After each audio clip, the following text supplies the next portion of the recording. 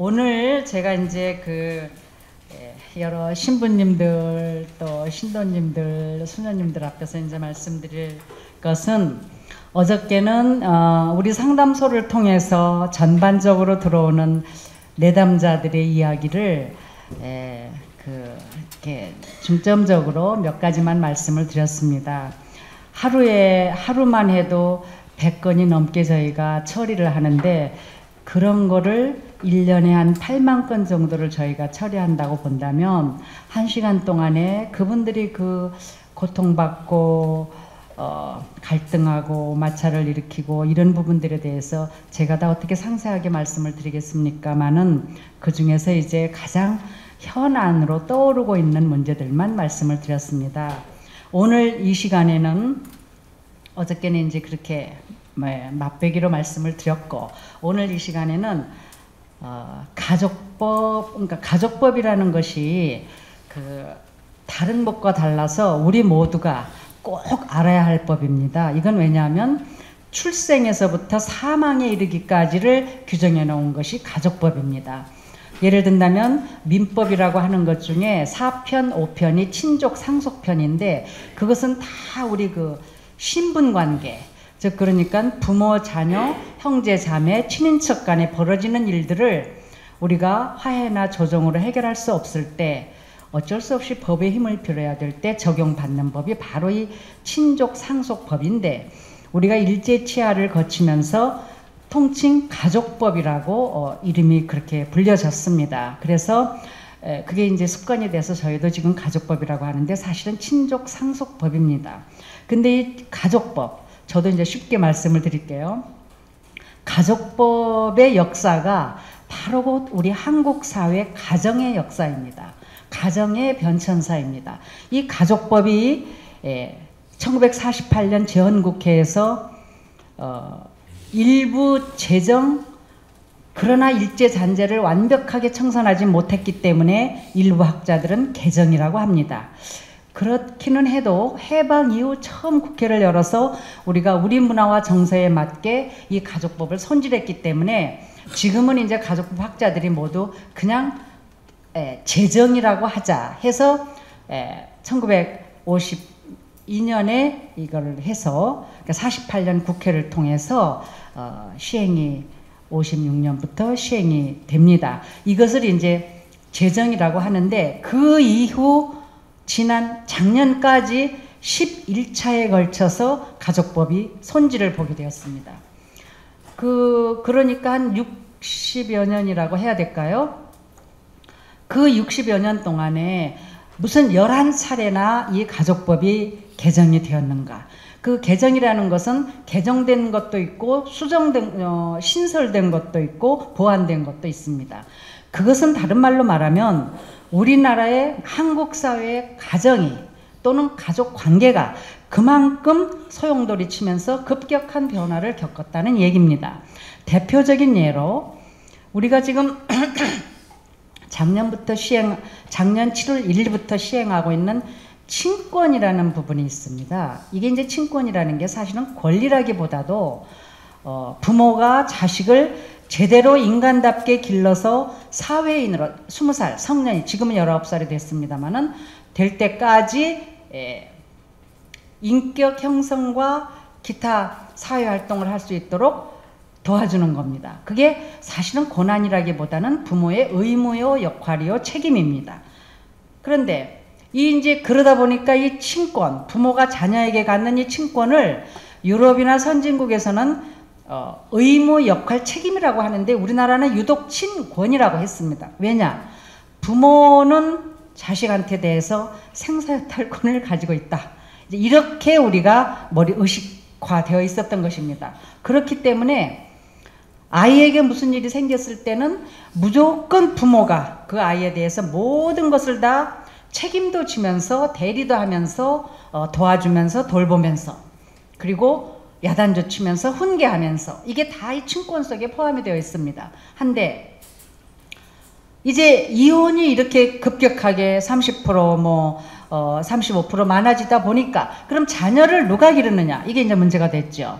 90년대 이전까지만 해도 자녀는 5%, 99%가 아버지가 내놓지를 않았습니다. 그래서 당연히 친권자는 아버지고 아버지가 아이를 기르게 된다. 한데 이게 이제 몇 번의 가족법 개정을 거치면서 아버지만이 친권을 행사하면 안 된다.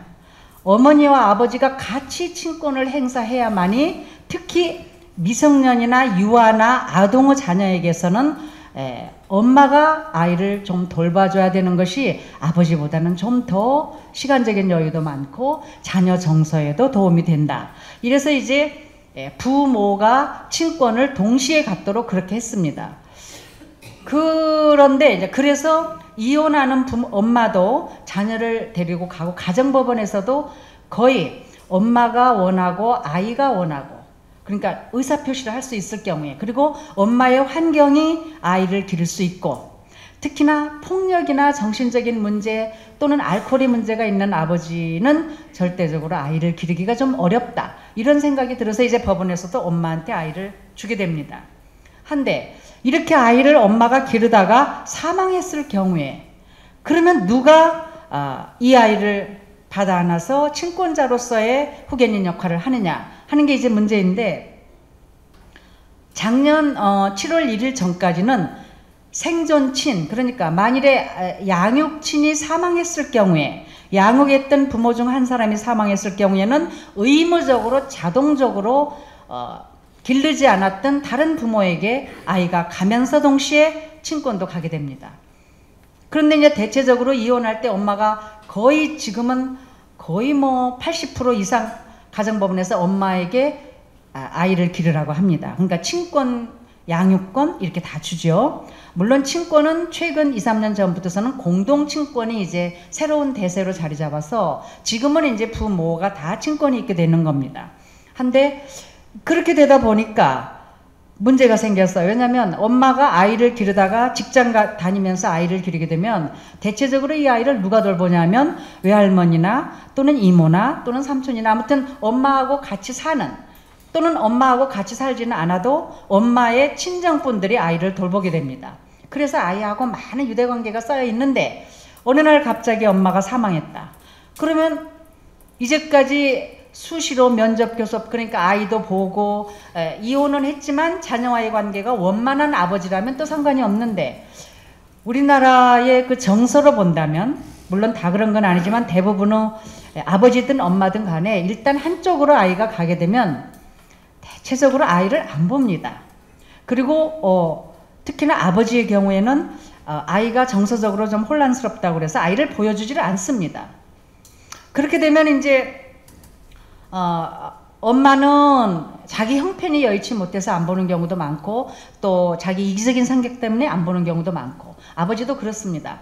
그런데 대체적으로 엄마보다는 아버지 측이 일단 엄마가 아이를 데려가서 기를 때에는 안 볼 확률이 지금 더 높습니다. 그게 확률이. 그건 뭐 아버지가 나쁘다 좋다를 떠나서 이제 재혼을 하게 되고, 재혼해서 자녀를 낳게 되면 전처가 기르고 있는 내 자녀에 대해서 한편에도 관심이 좀 적어지는 그런 아버지들이 점점 많아지고 있습니다. 이제 이러다 보면 어떤 경우에는 1년, 2년, 3년 전혀 안 보는 경우가 있고, 양육비도 안 주는 경우가 있고, 이제 이렇게 됩니다. 그런데 그런 상황에서도 엄마가 사망했을 때 아이는 자동적으로 아버지에게 친권과 동시에 양육권이 가면서 아이도 가게 됩니다. 이제 이런 부분들에 대해서 문제가 있다. 그리고 또 경우에 따라서는 외할머니나 또는 외삼촌이나 또는 이모가 내가 이 아이를 길러주고 싶다. 또 아이도 나는 여기서 그냥 살고 싶다. 이제 의사표시가 가능할 때.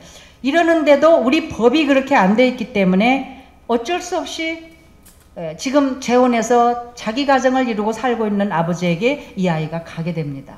그러면 아이는 아이대로 겉돌게 되는 경우도 많고, 아버지는 밖에 나가 일하니까 가정 안에서 어떤 일이 벌어지는지 모릅니다. 해서 이제 또 사회 문제가 될 수도 있고. 그래서 이게 소위 이제 속칭으로 말하면 최진실법이라고도 하는데, 그게 아니고 이제 친권을 반드시 부모라고 그래서 부모의 역할과 의무 책임을 다하지 않는 생존 부모 중에 한 사람에게 아이가 꼭 가야 되느냐, 이런 부분이 이제 여론의 형성을 받아 입어서 법원에서도 이제 이건 좀 문제가 있다 해가지고 법 개정 운동을 해서 작년부터 7월 1일부터 시행이 되는 겁니다. 해서 그 범위 속에는 물론 아버지가 우선적으로 들어갑니다. 어머니도 예를 들어 아버지가 길렀을 때 사망했을 경우에 어머니도 우선순위로 들어갑니다. 그러나 아버지, 어머니만 단독으로 두는 게 아니라 그 아이를 길러준 모든 사람들을 다 그 속에 포함시켜서 법원에서 결정을 해줍니다.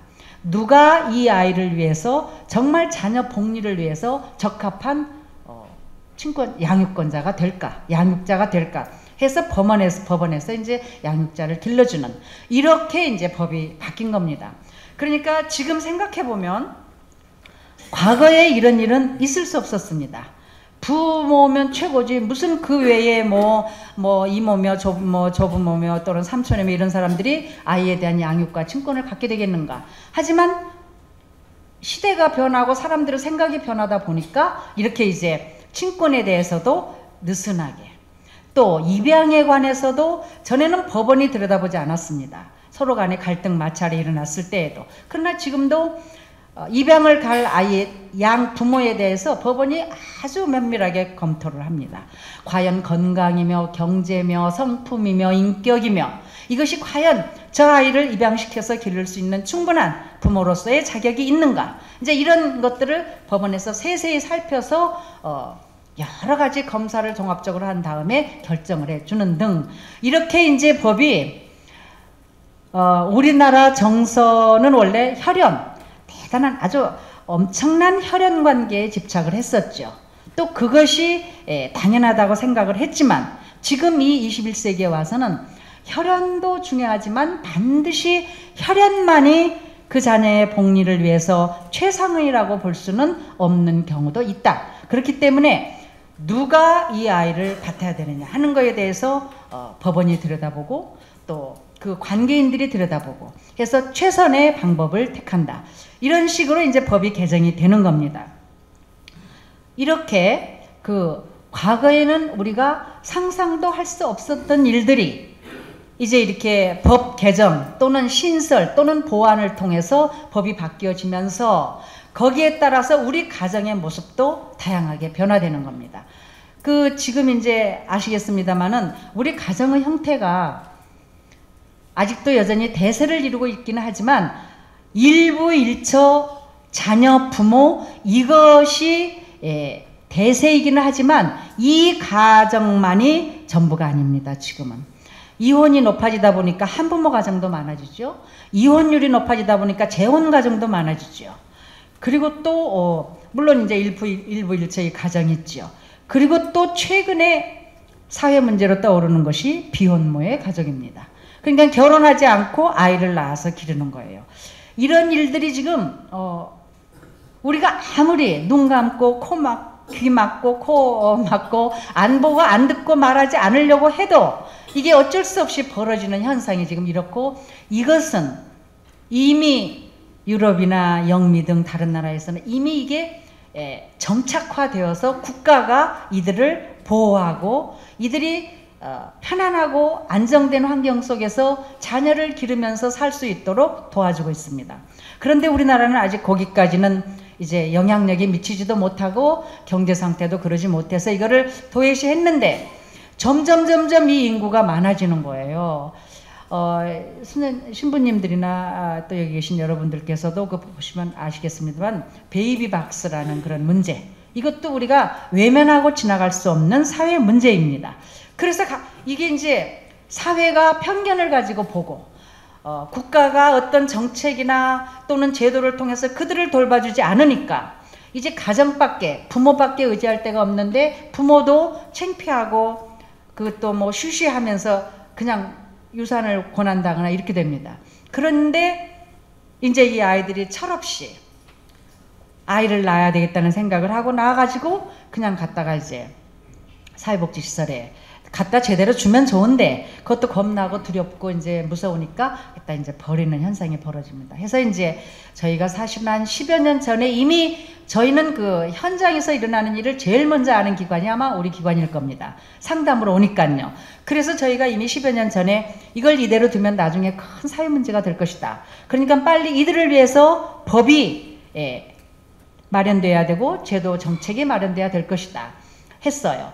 그리고 지금 우리가 출산 인구 감소 때문에 얼마나 국가가 골머리를 앓고 있습니까? 한데 이런 식으로 아이들이 이렇게 버려진다면 어떻게 이게 출산 장려 정책이 힘을 입겠습니까? 더더군다나 그게 다 가임 여성들입니다.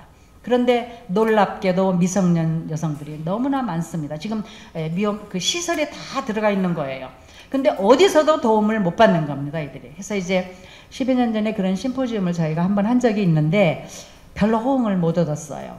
그리고 오히려 그런 일을 부추긴다. 그래가지고 저희가 매번 저희가 법 개정 운동을 할 때마다 저희는 엄청난 비난과 엄청난 말하자면 나쁜 말도 많이 듣고 또 국회에 가면 국회의원들 개별적으로는 다 저희 뜻에 동조하면서도 각 지역구에 또 그런 게 있기 때문에 비례는 좀 괜찮지만 지역구 의원들은 나중에 이제 돌아서서 표결에 붙일 때는 다 당 정책이라든가 자기 지역구의 의사에 따라 다르기 때문에 이게 안 되었습니다. 하지만 결과적으로는 저희가 이제 이루고자 하는 부분들을 많이 이루었죠. 한때 바로 이제 이 비혼모 문제가 남아있는 겁니다. 한데 올해에 저희가 이 통교로 들어오는 것도 그렇고 사회적인 문제도 그렇고 또 국가기관인 여성정책개발원이라든가 여성가족부에서 이 문제를 들고 나왔습니다. 이게 도저히 더 이상 이거를 묵과하면 안 된다. 여성들은 여성들대로 건강을 해치게 되고 아이들은 아이들대로 버려지게 되어서 정말 그 소중한 인명이 어떻게 될지를 모르는 거예요.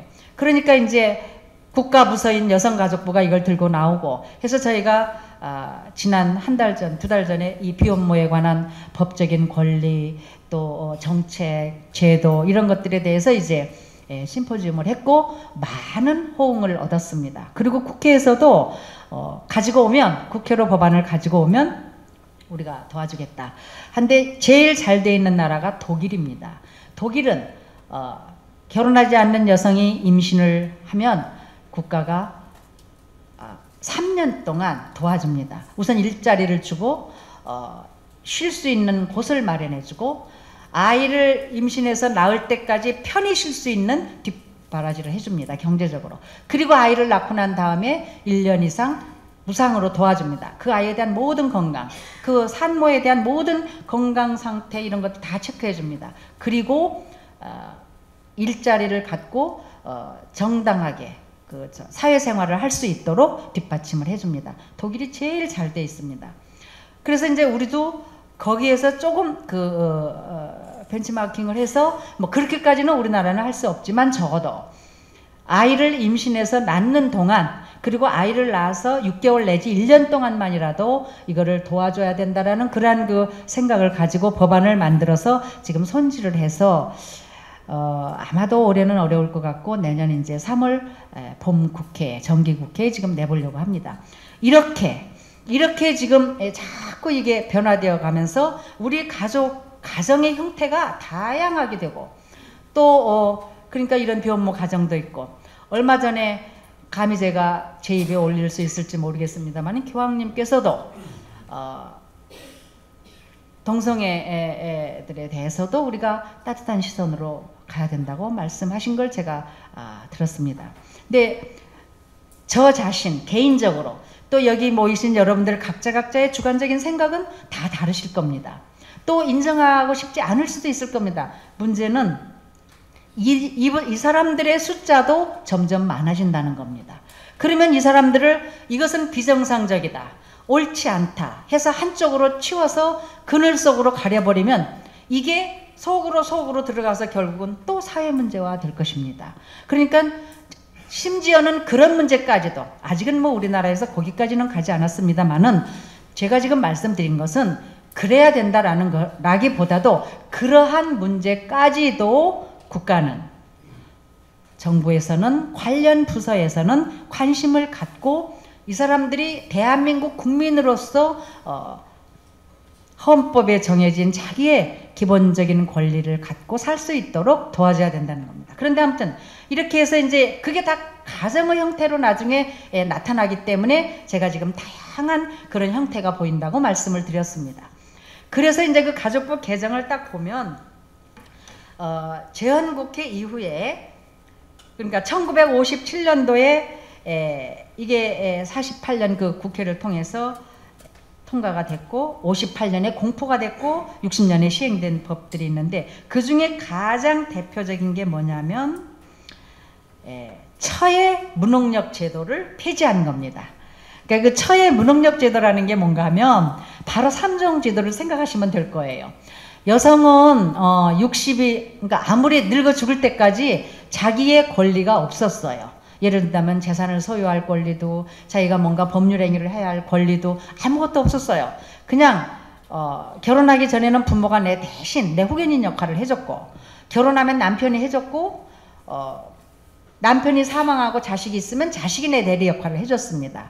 이것이 1959년까지 그랬었어요. 그러니까 할머니가 되어도 그랬었습니다. 이것은 민주주의 국가에서 아니지 않느냐 해서 이제 재헌회 때 처해 무능력 제도를 없애버린 게 말하자면 우리 그 제정 가족법 1차 제정에 그런 거 부부 별산제가 채택이 된 거 또 분가의 자유가 생긴 거 호주 상속과 재산 상속이 분리된 거 혼인과 협의이혼의 자유 대개 이런 것들이 한두 가지가 더 있습니다만은 중요한 것은 이런 것들이 이제 그 우리가 해방 이후에 우리만의 대한민국만의 문화와 정서에 맞게 법을 다 들여다보고 손질하는데 대표적인 것들이 이런 것이었습니다. 그 다음에 이제 1차 개정이 1962년도에 있었는데 이것은 아주 간단합니다.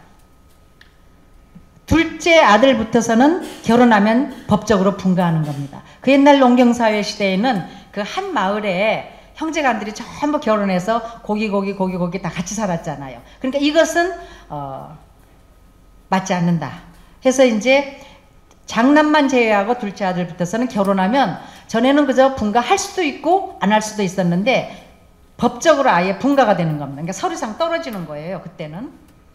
그랬고 3차 개정 때는 1991년 1월 1일부터 시행됐는데 이게 이제 엄청난 개정이 여기서 이루어졌다고 남자분들은 혁명적인 개정이 이루어졌다고 하고 여자들은 상당 부분 개정이 이루어졌다 이렇게 표현이 되었습니다. 근데 그 중에 가장 중요한 내용들이 뭔가 하면 장남의 호주 승계가 안 할 수도 있다. 왜냐하면 이것도 또 시대적인 그 산물인데 예를 들어 뭐 직장 때문에 멀리 가거나 또는 외국으로 유학을 가거나 그때 한창 많았지 않습니까? 장남이지만 장남의 역할과 의무 책임을 못하는 거예요. 그리고 오히려 차남이나 삼남이나 이런 사람들이 부모를 모시고 부모 가업을 잇거나 농사를 짓거나 부모를 부양하거나 기제사를 모시거나 이렇게 되는 거예요. 그러니까 굳이 장남을 서류상으로 호주라고 반드시 꼭 호주가 돼야 되느냐. 그리고 저희가 그때 상담한 바에 의하면 나는 호주 하기 싫다 이렇게 상담을 오시는 장남들도 많이 계셨습니다. 서로가 부모는 부모대로 물론 장남이 자기 대를 이어서 호주가 되었으면 좋겠으나 장남의 상황이 그러지 못했고 또 아들의 입장에서는 너무 부담스럽다 호주가 나는 그러니까 그냥 하고 싶은 사람이 하면 안 되겠는가 뭐 이제 이런 의견들이 나오기 시작한 거예요.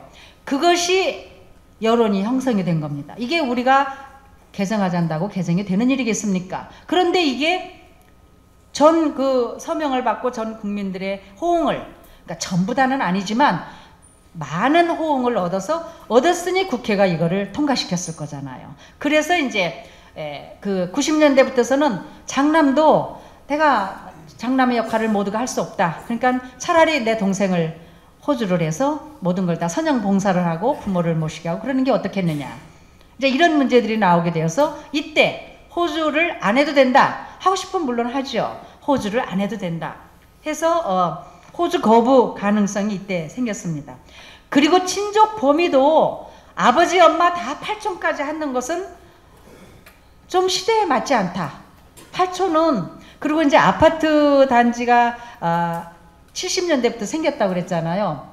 사실은 먼 시골에 살고 있는 부모 형제보다도 아파트에 살다 보니까 옆집 사는 사람이 더 무슨 뭐 예를 들어 뭐 김장도 같이 한다거나 아이도 좀 내가 바쁠 땐 봐준다거나 아무튼 이 역할이 옮겨가는 거예요. 친인척으로부터 이렇게 그 집단 상황, 그러니까 동료, 같은 곳에 같이 이렇게 적을 두고 사는 사람들, 이렇게 해서 서로 그 친밀 관계가 옮겨가면서 혈촌, 이런 그 혈족의 문제도 이게 좀, 그러니까는 법은 적어도, 그러니까 법이 아무리 그렇게 돼 있어도 나는 8촌도 10촌도 다 내 친인척으로 생각하고 싶다면 하시는 거예요. 다만 법으로 그것을 8촌까지 친족의 범위로 해야 된다라고 못 박지는 말자. 이게 부담스러울 수도 있겠다. 이제 이런 생각이 돌아서 목에 북에 조금 촌수를 줄이고, 그 대신에 결혼을 통해서 맺어진 인척의 관계에 있어서는 8촌까지 가는 건 너무 많으니까. 그런데다가 또 인척의 관계는요, 남편 측으로는 8촌이지만 아내 측으로는 딱 장인 장모만이었어요. 이게 또 형평 원리에 맞지 않다 해서 이제 이거를 좀 이렇게 수정을 하면서 형평에 맞게 하자 해가지고 이제 좀 고치자 그래서 그렇게 국회에다 법을 냈는데, 이 부분은 국회의원들이 좀 납득이 덜 가신 것 같아요. 그래서 북의 목에는 여전히 8촌으로 지금도 되어 있습니다. 그리고 남편 아내는 똑같이 4촌으로 친족의 범위를 좀 이렇게 줄이면서 넓히면서 균형을 잡았습니다. 그래서 이렇게 했고, 이 부모 8촌까지는 뭐 저희는 뭐 별로 거부 반응이 없습니다만은 아마 저희 다음 세대에는 부모 8촌이 없어요. 이제는 4촌도 없습니다. 왜냐하면 지금 아이가 하나 내지 둘인데 이모 고모 삼촌이 있겠습니까? 앞으로는 이제 그게 없을 것 같아요. 그래서 이 친족의 범위도 언젠가는, 지금은 아니지만 언젠가는 아마 정비를 해야 되지 않을까 하는 생각이 듭니다. 그 다음에 이제 재산 상속분 자녀 동일하게 했습니다. 이게 시집 간 딸과 시집 안 간 딸도 절반 이상의 차별이 있었고, 또 아들과 딸 차이에는 4분의 1의 차이가 있었고, 똑같은 부모의 자식임에도 아마 그때는 부모를 모시고 선형 봉사를 하고 제사를 모시고 아마 이런 것 때문에 그럴 수밖에 없었을 거예요. 농경사회 때는. 그러나 이제 산업사회로 넘어오면서 딸이 근처에 살면 딸이 부모를 모실 수도 있는 거고, 아니 지금 벌써 그렇게 하고 있는 가구들이 너무나 많습니다.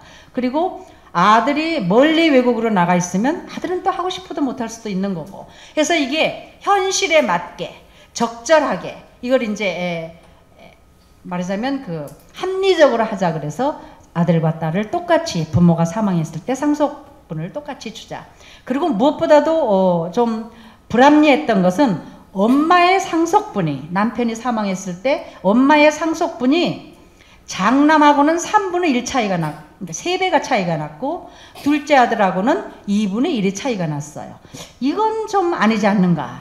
부모가 자식을 낳아서 기르고 그 재산을 형성하는데 유형 무형에 기여를 했다고 생각을 하는데, 어떻게 남편이 사망했을 때 아들이 엄마보다도 몇 배를 더 받아야 되는가. 이건 도무지 이건 좀 전근대적이고 불합리하고 어떻게 보면 비인간적일 수도 있다. 물론 그때는 자녀가 아들이 부모를 다 책임지고 모신다라는 전제 하에 아마 그랬을 거예요. 근데 지금은 어떻습니까? 그러지 않는 사람도 너무 많고, 또 서로 갈등 관계에 있는 부모 자식 간도 많고, 그러니까 같이 서로 사이좋게 사는 건 사는 거고, 그러나 엄마에 대한 그런 어떤 권리는, 재산권에 대한 권리는 정당하게 줘야 되는 것이 옳다. 이렇게 해가지고 엄마 자녀 똑같이 했다가 지금은 엄마가 0.5를 더 받습니다. 부모, 그러니까 생존 친형, 그러니까 예를 들어 엄마가 사망하고 아버지가 있을 때는 뭐 엄마 명의 재산이 없었으니까 별로 이런 문제가 일어나지 않아요. 그런데 아버지가 먼저 사망하고 엄마하고 아이들이 있을 때는 엄마가 예를 들어서 1,500을 받는다면 자식들은 똑같이 1,000만 원을 받게 지금은 그렇게 되어 있습니다. 한데 지금 저희가 이 상속법 개정안을 지금 국회에 내놨는데, 그 전에 이미 법무부에서 상속법 개정안을 작년에 아마 혹시 신문을 보셨으면 아셨을 거예요. 저희가 내놓은 안을 법무부가 100% 수용을 해서 내놨습니다. 그건 뭔가 하면 남편이 죽었을 때 그 당시 남편 명의로 있는 재산에서 50%를 딱 잘라서 그것은 원래 배우자 몫이었다. 왜냐하면 같이 벌은 것이었으니까. 그러니까 남아있는 배우자의 그 선취득분을 인정한 겁니다. 선취분을. 그래서 50%를 주고 나머지 50%를 가지고 부인하고 자녀하고 상속을 받게 하자. 그게 이제 저희가 했었어요. 왜냐하면 동일 세대 간에는, 사실은 동일 세대 간에는 자식하고 똑같이 상속을 받는다는 것 자체가 그건 좀 말이 안 되는 거예요. 어떻게 자녀는 그 다음에 태어났는데 같이 노력해서 모은, 정말 빈몸으로 만나서 집 사고 뭐 같이 노력하고 알뜰히 적금하고 해서 모은 재산인데 어떻게 자녀하고 똑같이 받을 수 있느냐. 그래서 다만 편의상 또는 체면상 또는 정서상 문화상 일단 남편 명의로 해 주었지만 이제 남편이 사망하면 정리를 해야 된다. 원래 그 재산의 권리를 가지고 있는 분에게 절반을 주고, 그건 절반은 원래 배우자 거였으니까 주고 나머지 남편 것만을 가지고 그것을 상속 재산으로 하자. 이제 이렇게 저희가 상속 법안을 벌써 이것도 한 10여 년 됐을 거예요. 했는데 그때 이제 말도 안 된다. 무슨 부인한테 그렇게 주느냐. 그리고 뭐 그거 가지고 홀딱 재혼해버리면 어쩌느냐. 뭐 이러고 이제 말이 많았습니다. 그땐 저희가 그냥 조용하게 물러났습니다. 근데 작년에 법무부에서 어떻게 느닷없이 이걸 내놔서 저희가 얼마나 기쁘게 이제 했는데 국무회의도 다 통과하고 거의 다 되는 판인데 저희가 이제 이건 나중에 들은 얘기입니다. 뭐 재벌 총수가 안 된다. 이거는 이렇게 되면 이제 그 회사가 큰 문제가 벌어진다. 이게 그래가지고 그분이 유력 일간지를 동원을 해서 이걸 단칼에 뒤집어 버린 겁니다. 이거를. 그런데 원래 그 일간지에서도 법무부가 이 안을 내놨을 때 대서특필했어요. 일면을 다 할애해가지고 이렇게 하는 것이 앞으로 노령화 사회에 대비할 수 있는 아주 좋은 정책이다 해서 했는데, 왜냐하면 그래야 자식들이 뭐 나빠서 부모를 부양 못하겠습니까? 능력이 없어서 못할 수도 있는데 미리 부모에게 이렇게 재산을 주면 자녀에게 기대지도 않고 얼마나 좋으나, 자녀에게 부담도 주지 않고 해서 이거는 꼭 해야 되는 일이다 했는데 한 일주일, 2주일 사이를 두고 막 이게 논조가 변하더니 나중에는 그 재혼의 문제도 있고 또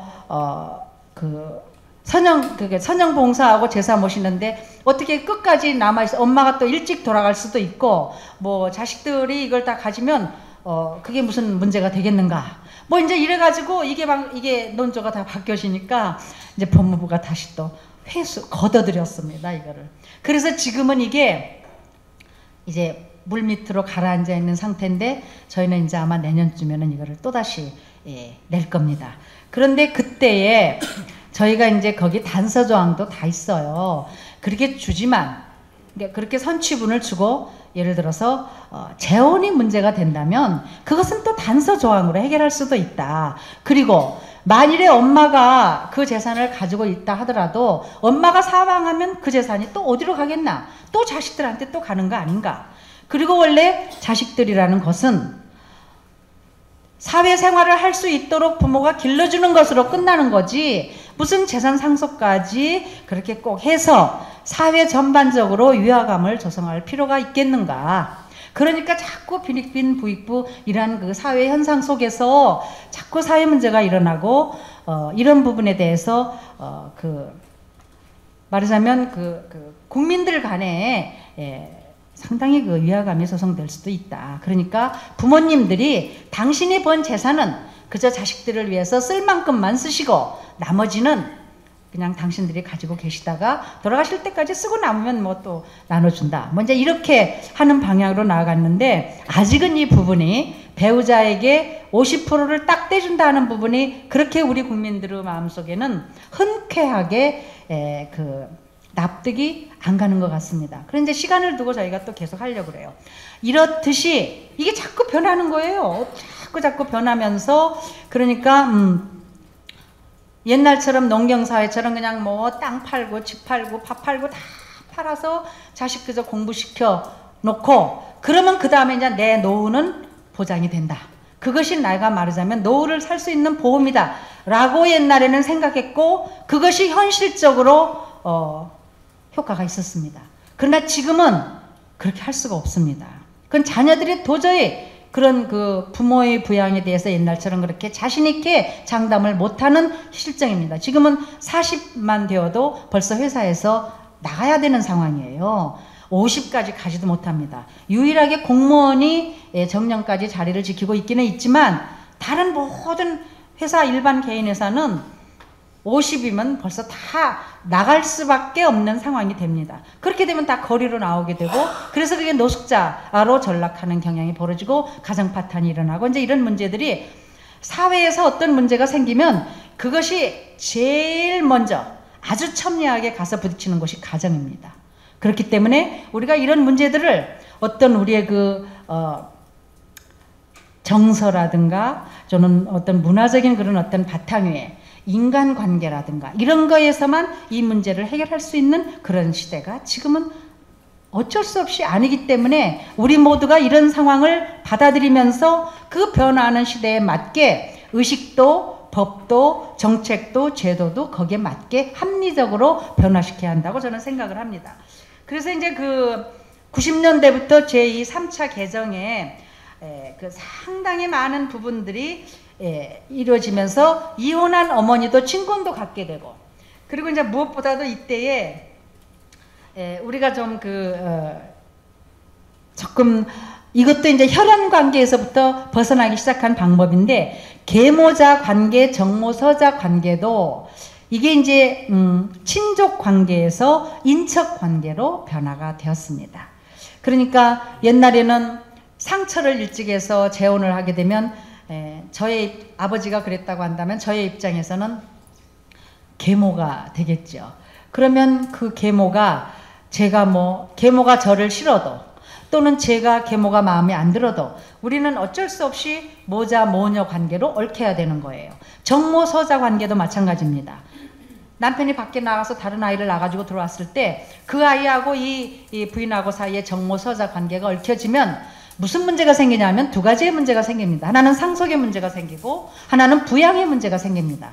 그러면 일단 상속의 문제를 보면 내가 낳은 딸이 있는데 밖에서 들어온 아들을 내가 만일에 죽었을 때 남편이 먼저 사망하고 내가 재산을 나름대로 가지고 있는데 내가 만일에 사망했을 때 나는 이 재산을 다 내 딸에게 주고 싶은데 그게 인간 아니겠습니까? 그런데 오히려 지금은 이제 상속법이 이렇게 돼서 괜찮지만 과거에는 내가 낳지도 않는 아들에게 딸보다 몇 배의 내 재산이 상속이 갔던 거예요. 그러니까 그 엄마의 입장에서 보면 이건 너무나 좀 합리적이지 못하다 이런 생각을 했었고 또 자식의 입장에서 봤을 때 이제 그렇게 자기가 밖에서 전부인 그러니까 본처의 소생이 아닌 입장에서 이제 그쪽에 들어가서 길리워지게 됐어요. 아니 또는 그쪽에 가서 길리워진 적도 없어요. 나는 내 생모가 나를 쭉 길러서 굉장히 내가 훌륭하게 되어서 지금은 아주 사회적으로 자리 잡고 살아요. 그런데 그러니까 그 정모 말하자면 아버지 돌아가시고 그 본처가 이제 혼자 계시는데 어느 날 갑자기 이 아들에게 부양 청구가 들어온 거예요. 법원으로부터. 이게 뭐냐? 그때는 내가 그 집에 가면 그냥 눈치 주고 정말 무슨 명절날 같은 때 아버지 보러 가면 막 제대로 잘 앉지도 못하게 하고 온갖 학대와 구박을 받고 자랐는데 근데 지금 우리 생모가 힘들고 어렵게 나를 길러서 이렇게 해놨고 같이 살고 있는데 생모는 여전히 지금은 이제 호적이 없어졌지만 호적상 올라가지도 못하고 나를 낳아주지도 않고 내가 별로 좋아하지도 않는 엄마가 내 엄마로 거기에 올라 있는 거예요. 나는 이거 싫다. 그리고 내가 왜 그분을 부양해야 되느냐. 이렇게 되는 거예요. 그런데 그 서류상에 모자 모녀 관계가 되어 있으면 당연히 부양해야 할 의무가 있고 부양받을 권리가 있는 거예요. 그러다 보니까 이게 양쪽 다 이건 좀 아닌 것 같다. 이거 고쳐야 되겠다. 그래서 그때 그렇다면 정모서자와 계모자 관계를 그냥 무조건적으로 법으로 혈연관계로 묶을 것이 아니라 원하는 사람은 입양을 하고 입양의 절차를 별도로 밟고 만일에 원하지 않는 사람은 그냥 인척관계로 있는 거예요. 그렇게 되면 부양의 의무도 부양의 책임도 없어지고 내 재산을 상속하고 싶을 때 내 딸에게 주고 싶고 내가 낳은 아이에게 내 재산을 다 갈 수도 있고 이게 그러니까 완전한 모자 모녀 관계가 아니기 때문에 그런 상속과 부양의 의무가 일어나지 않는 거예요. 그러니까 따지고 보면 이런 것들이 다 그러니까 어른들이 본다면 너무 좀 야박스럽다. 뭘 그렇게까지 해야 될까? 그래서 형편 닿는 대로 서로 돕고 살면 되지. 하지만 그것은 개인차죠. 개인차. 법이 어떻게 되어 있든 간에 계모와 계모자 관계, 정모서자 관계가 그렇게 살면 사는 거예요. 그건 법에서 그렇게 살지 말라 얘기하지는 않아요. 다만 실은 관계를 강요해서 그렇게 놓는 건 아니다. 선택하라 그런 얘기예요. 법이라는 것은 꼭 이렇게 하라는 얘기는 아니에요. 필요할 때, 갈등이 있을 때는 이 법을 통해서 해결하라는 거죠. 해서 이제 이 문제가 90년대부터 지금까지 이런 내려왔습니다. 또 이때 뭐 사후양자나 유언양자도 폐지됐죠. 또 결혼생활 비용도 부부가 공동으로 부담하자. 이것도 저희가 열심히 주장해서 이렇게 한 겁니다. 원래 결혼생활 비용은 남편이 부담하기로 되어 있었죠. 근데 저희가 권리를 주장하려고 하다 보니까 이렇게 하면 안 될 것 같아요. 우리도 할 건 하고 권리를 주장해야 되겠다라는 여성들의 입장이 있기 때문에 그럼 결혼생활 비용도 똑같이 부담하자. 그랬더니 그 다음 해에 이것이 시행된 그 다음 해에 상담들이 엄청 오는데 뭐냐.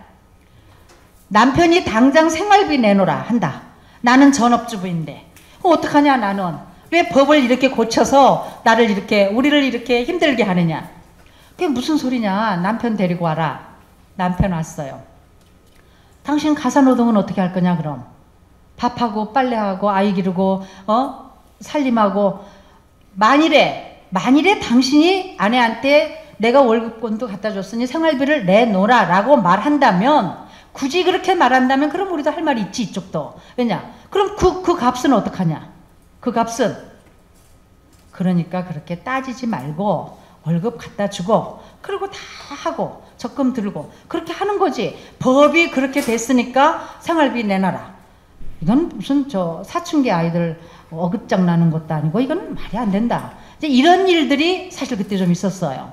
해서 지금은 이게 이제 다 공동으로 가사노동의 대가도 인정하고 자본주의 사회에서 노동에 대한 대가 인정하지 않는 게 어디 있겠습니까? 그러니까 인정하고 그 대신에 남편이 100만 원 갖다 준다고 예를 들어서 많이 갖다 준 사람은 또 그렇다 치고 조금 갖다 준 사람은 자녀 기르고 살림하고 남편 뒷바라지하고 친인척 다 돌보고 이게 그 돈으로 되겠습니까?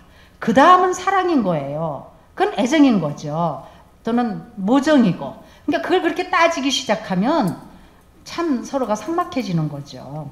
해서 말하자면 그때는 가사노동의 대가를 인정을 안 해주는 경향이 있었기 때문에 생활비를 부부가 공동으로 부담해라 함으로 인해서 그 아내, 전업주부의 가사노동에 대해서도 어느 정도 경제적인 가치를 환산해서 너무 무시하지 마라.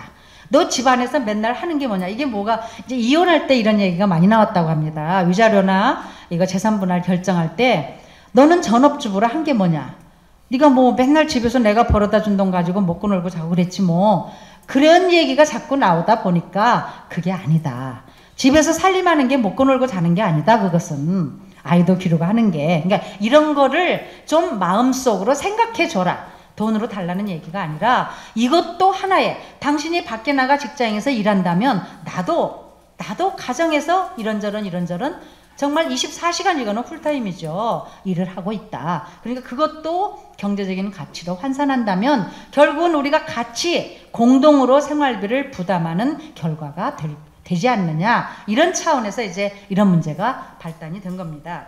그래서 이런 것들이 이 3차 개정이 되었을 때 엄청나게 사회적으로 이제 좀 파장이 있었지만 그러나 뭐 그렇다고 해도 시간이 흐르면서 이 내용 자체가 정말 터무니없거나 무리한 내용이 아니기 때문에 정착이 되어가는 겁니다.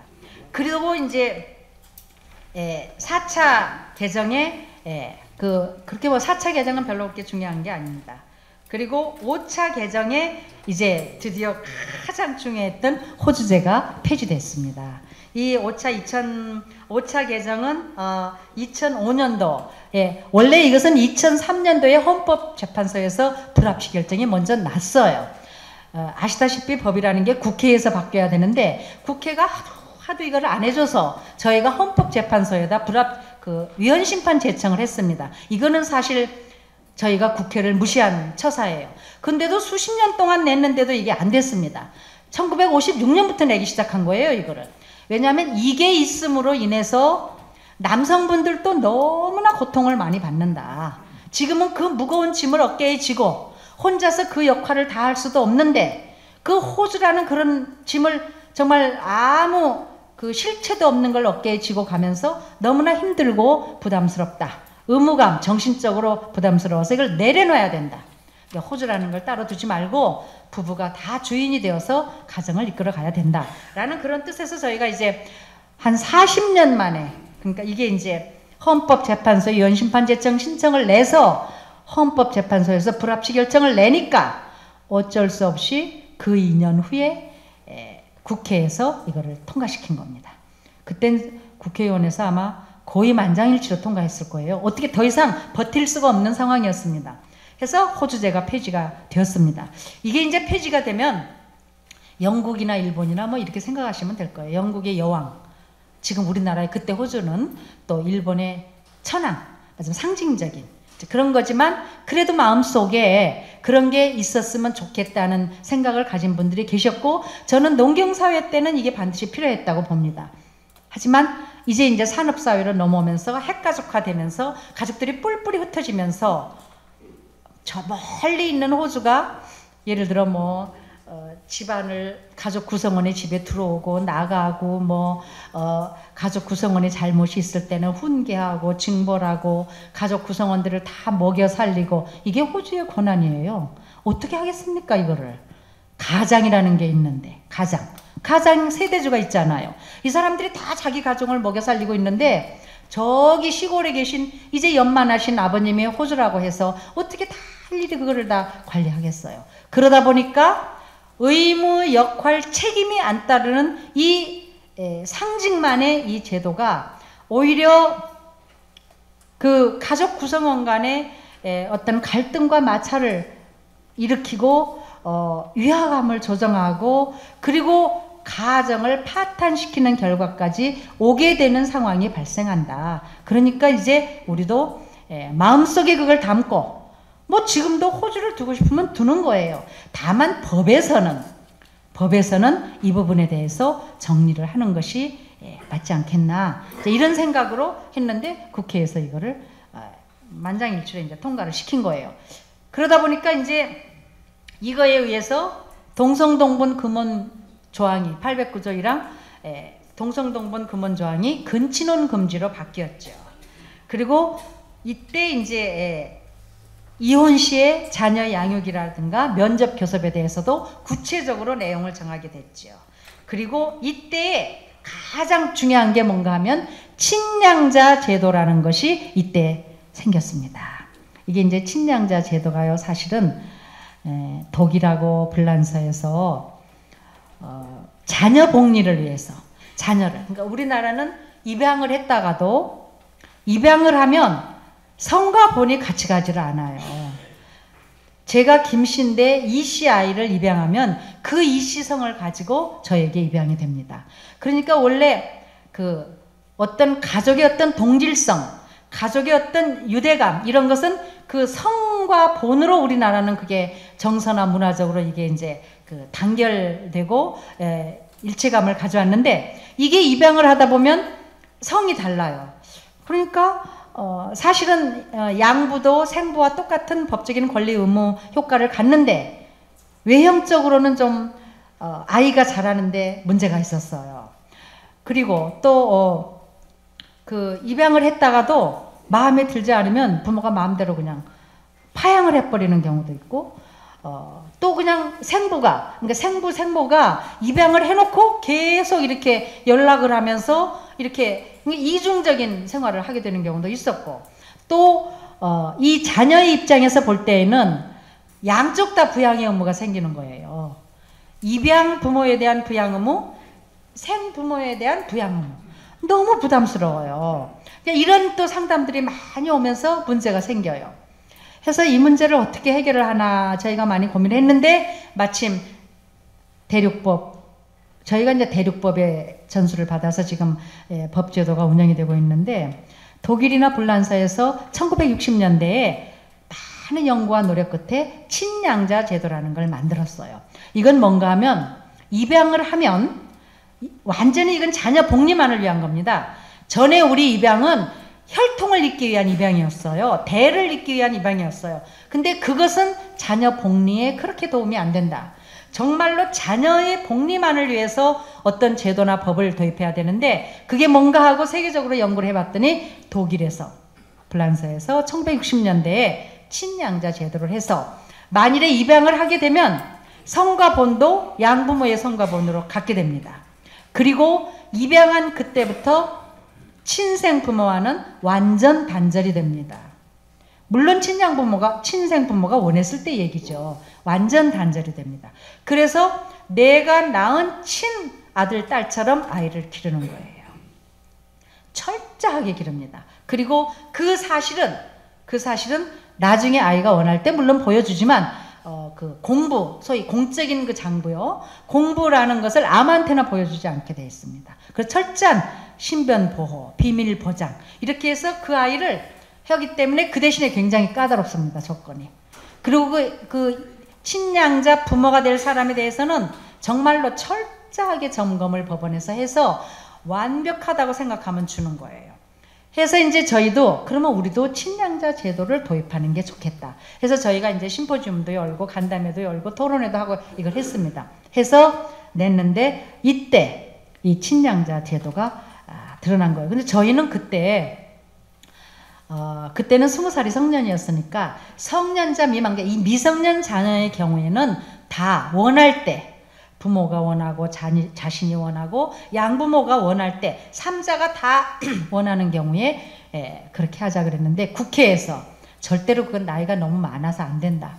그래가지고 2살 그러니까 5살까지만 하자 그랬습니다. 그런데 이 조건이 어떻게 되냐면 굉장히 까다로워요. 보통의 부부가 친양자 입양을 할 경우에는 적어도 결혼생활 3년은 살아야 됩니다. 3년 살아야 되고 재혼인 가정에는 1년 살아야 되고 이게 원래 사실은 재혼 가정에 더 필요한 일이거든요. 재혼해서 엄마가 아이를 데리고 갈 때, 또 아이의 생부가 원할 때 그래야 되고 생부모의 동의가 물론 있어야 되고 그리고 아이는 5세 미만이고 또 가정법원이 허가를 해야 되고 이렇게 아주 그냥 2중 3중으로 그냥 이렇게 보호장치를 해놨어요. 그런데 우리는 그렇게 되면 적어도 나이를 좀 올리자 그러면 예를 들어서 5살이다 보면 이렇게 뭐 조건을 다 떼고 나니까 한 3살? 뭐 이게 나이가 점점 내려가는 거예요, 이게. 그리고 그 입양 갈 수 있는 아동들의 그 연령이 자꾸 제한이 되는 거예요. 연령 이렇게 뭐 3년 살아야 되고 또 1년 살아야 되고 또 살아봐야 되고 1년 정도 또 살아봐야 되고 이러다 보니까 정작 친양자 입양을 할 수 있는 범위가 너무나 적어요. 그래서 혜택을 받는 경우가 없을 것 같아서 이제 많이 이 부분에서 노력해서 지금은 15세 이하의 아이인 경우에는 그리고 친부모가 원하고 법원이 허가하고 그렇게 3년 동안 살아보고 또 재혼가정은 1년 동안 같이 살아보고 뭐 이런 조건을 다 따져서 되면 친양자 입양을 하게 됩니다. 사실 우리나라의 경우에는요 보호시설에서 아이를 데려올 때만 양부의 성과본을 따르지 아까 말씀드린 것처럼 그냥의 경우에는 그냥 다른 성을 가지고 오기 때문에 상당히 좀 자녀 복리에서는 좀 문제가 많이 됐습니다. 그 다음에 이제 2007년도부터 시작되는 6차 개정에 가장 중요한 게 뭐냐면 이혼이 너무 많다 보니까 그런데 그 많은 이혼 중에 가장 많은 게 협의혼입니다. 혹시 여러분들께서 이혼 방법이 2가지가 있다는 건 혹시 아시는지 모르겠습니다. 지금 제가 어저께 나눠드린 그 브로셔 속에 그런 것들이 사실은 다 들어있습니다. 그냥 참고로 두고 보시고 그거 가지고 또 주변에 다 신도들에게도 그러고 주변 사람에게도 그러고 다 알려드리라고 이제 그 자료를 드렸는데, 협의위원하고 재판위원이 있습니다. 그런데 지금 현재 우리나라에서는요, 협의위원이 85%까지입니다. 전체 이혼이. 그리고 재판위원은 약 15% 정도밖에 안 됩니다. 왜냐? 재판위원은 약 6, 7개월 걸리죠. 법원에 왔다 갔다 해야 되죠. 또 그 스트레스 받죠. 너무너무 힘든 거예요. 그리고 직장 다니는 사람은 그것도 남에게 알려지죠. 근데 협의위원은 처음에 이 숙녀 제도가 생기기 전에는 그냥 법원에 가면 5분 만에 됐어요. 예를 들어 이름 묻고 이혼할 의사 있느냐 묻고 아이는 누가 기르기로 했느냐 묻고 딱 3가지 묻는데 5분 걸려요. 알았습니다. 도장 탕탕 찍고 사인해서 내줬어요. 그러면 그거 가지고 가서 남편 본적지 구청 또는 뭐 면사무소에 갖다 서류 내면 그냥 이혼이 됐어요. 그런데 그렇게 되다 보니까 그러니까 법원이 개입하지를 않았죠. 그냥 다 합의해가지고 온 대로 해줬어요. 너무 협의위원이 남발이 되면서 그 다음에 또 다시 저희 상담소를 찾아왔어요. 그때 너무 욱하는 심정에 너무 화가 나서 그냥 갔는데 이게 이렇게 금방 될 줄 몰랐다. 이거 어떻게 하느냐. 나는 사실 위자료 문제도 재산 문제도 아이 문제도 너무 홧김에 그래 내가 다 가져. 난 한 푼도 필요 없어. 이렇게 했는데 이게 딱 법으로 이렇게 되니까 제가 너무 억울합니다. 어떻게 하면 좋겠습니까?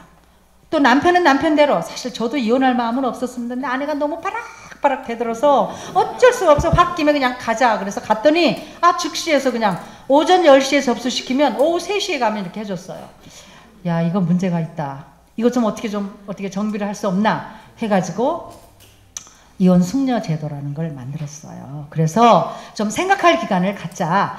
세계적으로 다 사회주의 국가도 길게는 1년 접수해놓고 생각하는 거예요.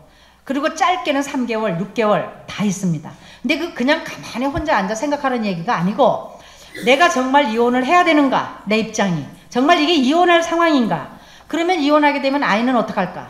재산은 얼마를 주고 받을까? 이혼하면 나는 뭘 먹고 어떻게 살까?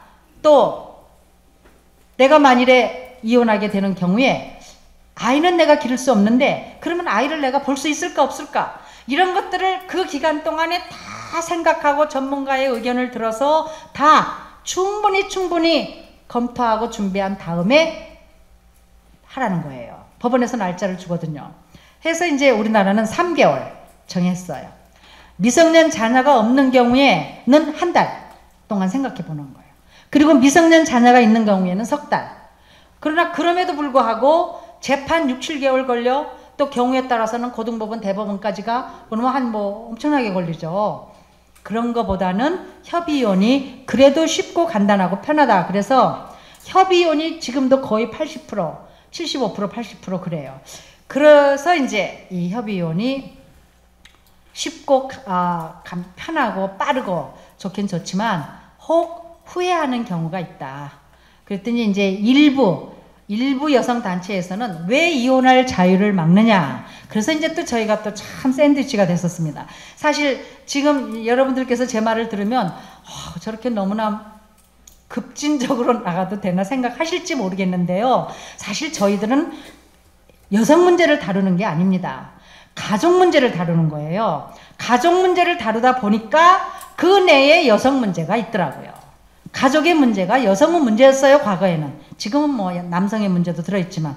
해서 저희가 여성 문제만을 다루는 기관처럼 오인이 되었지만 사실 저희는 가족 문제를 다루는 거예요. 남녀노소, 가족 구성원의 모든 문제를 저희가 다루는 겁니다. 그런데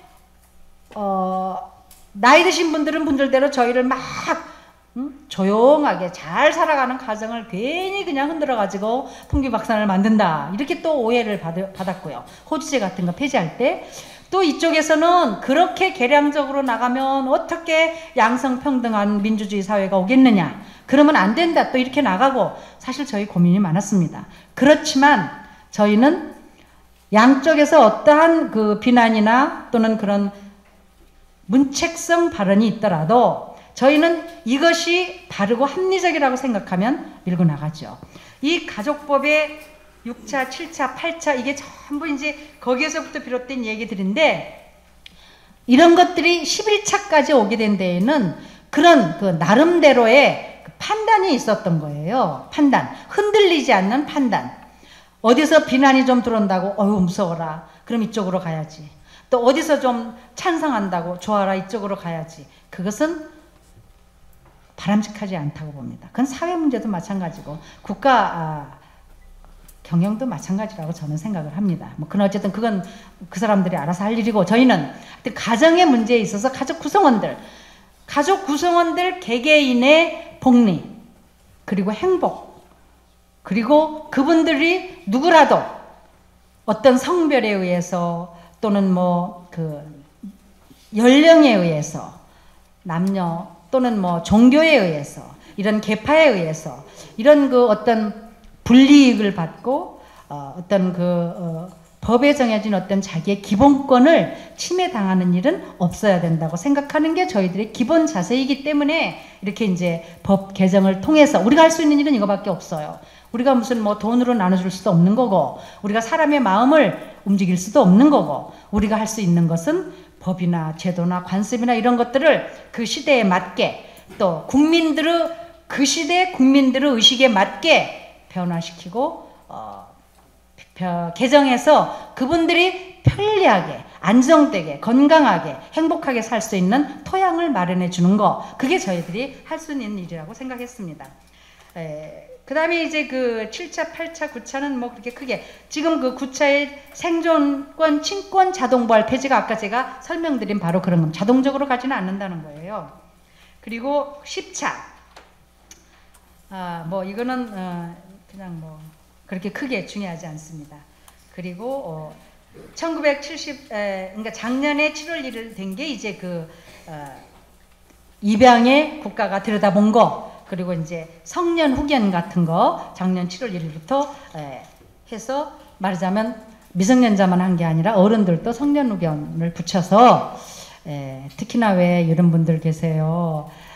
좀 심신이 편치 않으신데 그 자녀분들하고 좀 사이가 안 좋으신 분들 계시고 또 정말로 자기를 도와주는 분들이 계시고 그랬을 때 나는 내 후견인으로 누구를 선택하고 싶다. 자동적으로 자식이 돼야 된다 그런 게 아니고 누구를 선택하고 싶다 하는 거 이 범위를 탄력적으로 운영하기 위해서 법원이 들여다보게 해준다는 겁니다. 일본 같은 데 보면 이제 보좌 제도라는 게 있어서 이미 오래전부터 사실은 우리는요 저런 미국이나 또는 구라파나 심지어 일본도 정말로 우리가 경우에 따라서 간혹 배워야 될 게 있습니다. 또 우리가 물론 그 적대감을 가지고 정말로 우리가 참 그 잊지 말아야 될 부분이 물론 있어요. 절대로 잊으면 안 되죠. 특히 일본 같은 경우에는. 그렇지만 그래도 또 저런 미국이나 구라파나 이런 선진국에서 우리가 받아야 될 게 있습니다. 뭐 일본도 우리가 본받을 점이 있다면 받아야 되겠지요. 한데 이런 법의 문제에 있어서는 사실 우리보다도 조금 법이 우리도 참 잘 돼 있어요. 그런데 법적으로 미비한 부분도 있지만 우리나라는 법이 만들어져도 그 법대로 시행을 안 하는 경우가 있습니다. 이행을 안 하게 되면 아무리 좋은 법이 있었는데 그게 무슨 소용이 있겠습니까? 해서 그렇지만 일단 법이라도 제대로 해놔야 언젠가는 누구에 의해서 그 법이 제대로 적용을 받을 수 있는 기회가 주어질 거예요. 그래서 이제 법 개정 운동에 저희가 노력을 다했습니다. 저는 이제 어저께 신부님께서 왜 해결책은 제시하지 않고 문제만 얘기하느냐 오르신 말씀입니다. 저 나름대로 이제 이 강의를 마치면서 해결책이라고 할까? 하여튼 해결하는 방법을 그저 수십 년간 가정 문제만 들여다보면서 제가 생각하는 그런 게 있는데 뭐냐. 우선 교육이 부족합니다. 가정 문제가 있어 찾아오는 모든 사람들의 인격의 미성숙입니다. 성숙한 인격을 가진 분, 못하신 분이 더 많아요. 그래서 성숙한 인격 형성이 되어야 된다. 그런데 성숙한 인격 형성은 무엇을 통해서 되는가? 교육을 통해서죠. 현재 우리나라처럼 교육열이 심한 나라가 세계 어디 있겠습니까? 근데 우리나라의 지금 이것은 교육이 아니에요. 이것은 지식의 습득입니다. 교육이 아니에요. 가정교육과 사회교육이 있는데 사회교육이 이러다 보니까 가정교육을 어떻게 인성교육을 시키겠습니까? 뒤처지는데. 인성교육만 시키다 보면 사회 밖에 나가서 학교에 가서 떨어지는데 어떤 부모가 그렇게 하고 싶겠습니까? 그러니까 어쩔 수 없이 가정에서도 아니 어쩔 수 없다고는 말할 수 없지요. 하면 하는 거죠. 그럼에도 불구하고 우리 부모들은 자식들한테서는 바보가 되는 거 아닙니까? 그러니까 부모들은 따라가기 위해서 좋은 학교 보내기 위해서 지식을 자꾸 지식만 넣어주는 거예요. 대학교에서요 사회과학이 커리큘럼이 없어지고 있는 상황이에요. 철학 듣지도 않아요. 과목이 폐지되는 상황에 놓여 있습니다. 철학이 없이 어떻게 우리가 인생을 삽니까? 어떻게 삶을 삽니까? 없어요. 기계적으로 빨리 공부 1등해서 좋은 대학 들어가서 좋은 직장 들어가서 돈 많이 벌고 그것이 전부입니다. 언제 인격 형성이 되겠습니까? 따라서 저는 교육을 제대로 해야 된다. 그 교육 중에 지식의 습득이 들어있어요. 그러나 지식이 교육의 필요 충분 조건은 아닙니다. 그런데 우리는 지금 잘못 가고 있는 거예요. 하지만 누구도 이 우리나라의 이런 교육 문제를 손대기가 참 어려울 겁니다. 정말로 나라가 뒤집어지지 않고서는 이 심각한 교육 문제를 해결하기가 어려울 거예요. 그러나 적어도 우리들 마음속에는 아, 교육이 문제다 라는 문제의식은 가지고 있어야 된다고 저는 생각을 합니다. 해서 가정교육에서, 가정교육은 누가? 부모가 특히 엄마가 제대로 잘 시켜야 되죠. 그리고 아버지도 절대로 내가 직장 다니고 돈 번다고 해서 여기에서 제외가 될 수 없어요. 자유롭지 못합니다. 아이가 학교 떨어지면 너는 집에서 뭐하고 아이 하나 제대로 공부 못 시켜 학교 떨어지게 했느냐 이거 가지고 울고불고 엄마들 오시거든요. 절대로 그건 안 되죠. 아버지 엄마가 똑같이 자식의 인성교육을 위해서 인격 형성을 위해서 노력해야 된다고 생각합니다. 공부시켜야죠. 그러나 적당히 시켜야죠. 요즘에 서울대학 나오고 직장 들어가면 뭐합니까? 삼성 같은 데 들어가면 40대 중후반이면 나와야 되는데 나오면 뭐합니까? 문제가 많아요. 교육. 그 다음에 국가가 할 수 있는 일은 그럼에도 불구하고 인간 사회이기 때문에 벌어지는 일들을 어떻게 막겠습니까? 그것을 뒷수습하는 건 국가가 해야 됩니다. 법과 제도와 정책을 통해서 도와야 됩니다. 어쨌든 국민들이 편안하게 살 수 있도록 국가가 그런 정책을 통해서 제도로 개선을 위해서 도와야 됩니다. 다른 생각하지 말고 오직 국민들의 안녕을 위해서 복지를 위해서 모든 관심을 거기에 집중시켜서 정책을 크게 머리를 싸매고 해야 됩니다. 다른 생각하면 안 됩니다. 적어도 제 생각은 그래요. 그렇게 될지 안 될지는 모르지만. 그리고 세 번째, 저는 종교의 역할이 있다고 봅니다. 종교가 물리적으로 할 수 없는 정신적인 거, 심리적인 거, 인성에 관한 부분도 어떻게 생각하면 종교가 건드릴 수 있습니다.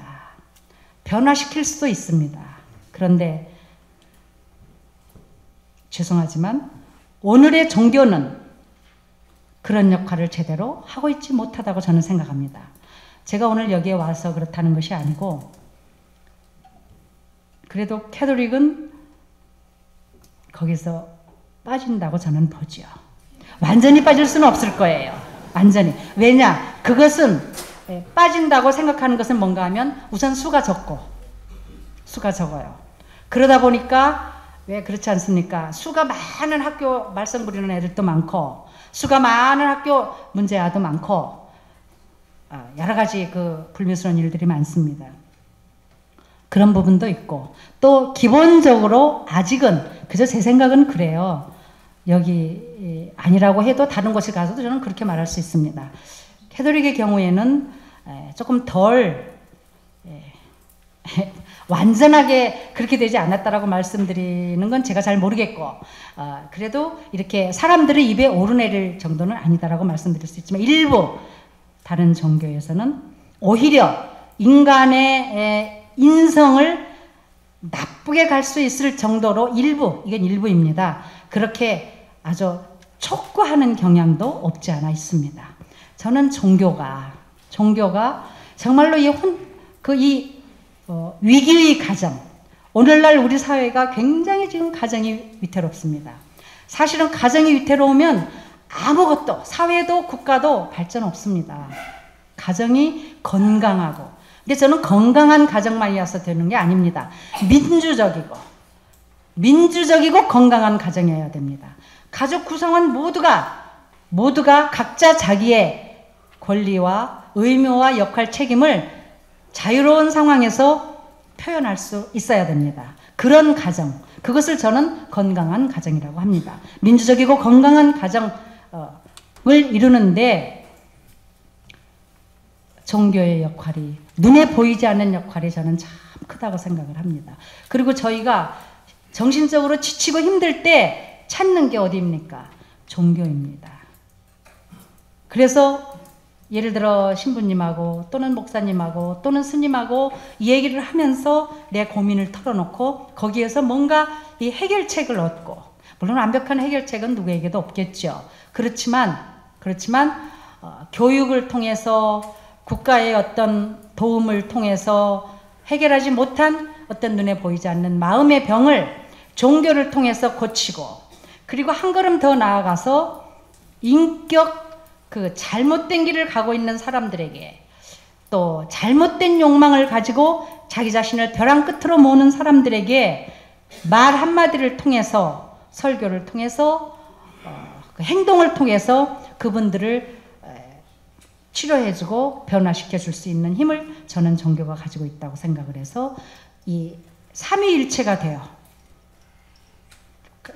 가정과 국가와 종교, 이 세 곳이 삼위일체가 되어서 오늘날 위기에 빠져 있는 가정에 대해서 적극적인 관심을 갖고 가족 구성원 모두 하나하나를 정말 제대로 올바른 길로 인도한다면, 아마도 저는 우리 한국 사회에 곧 이러한 과도기적인 상황 속에서 오는 혼란과 무질서와 절망과 위기감을 극복할 수 있을 것이라고 생각합니다. 이 정도로 마치겠습니다. 그만.